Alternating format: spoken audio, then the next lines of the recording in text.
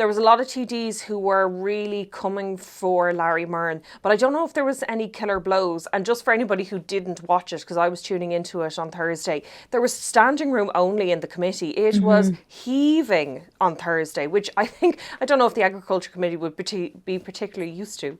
Yeah, so this was pretty box office committee meeting because this has become such a big story, sort of unexpectedly out of nowhere.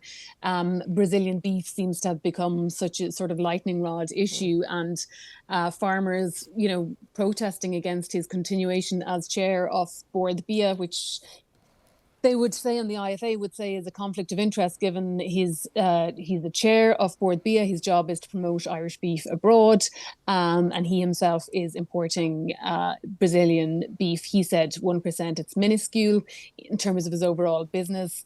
I thought watching him in the committee, he was a very smooth operator.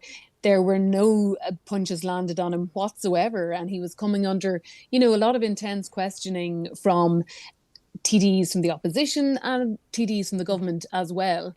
And he really sort of, shot away any sort of criticism that was coming his way.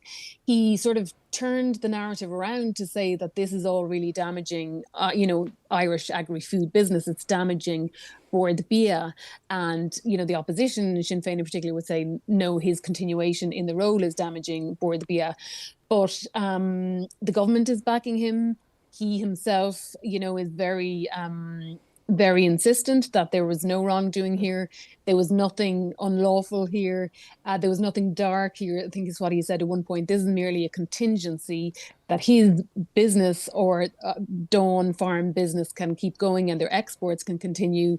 And the products that they supply to Subway is one of the, their clients, and they provide beef to Subway, branches all over the world. And that they need a contingency with beef from somewhere else other than Ireland, just in case there was an event of, what might have foot and mouth or something in this country. So there needs to be contingency for business purposes, and that's purely what it is. He's calling for dialogue. He wants farmers to sit down and talk to him. He wants the IFA to sit down and talk to him, and he thinks this is the best way forward. But he's issued that invitation before, and the IFA have turned it down. So where do things go to from here?